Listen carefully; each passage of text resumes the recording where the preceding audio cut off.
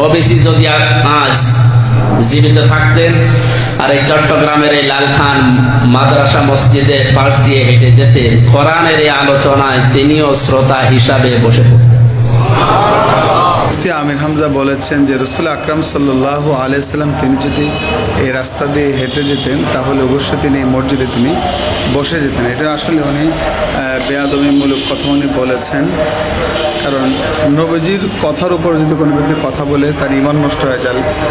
আল্লাহ বলেছেন, ইয়া আইয়ুহাল্লাযীনা আমানু লা তারফাউ আসওয়াতাকুম ফাওকা সাওতিন নবী।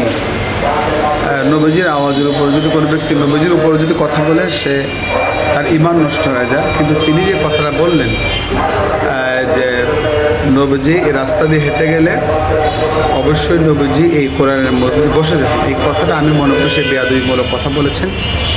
আর সে জাতির সামনে তওবা করা উচিত। তিনি যদিও একজন কর্মী নেতা,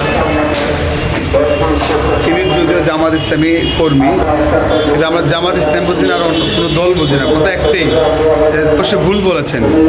এই জন্যে তিনার তওবা করতে হবে, আর না তার ঈমানের সমস্যা হয়ে যাবে।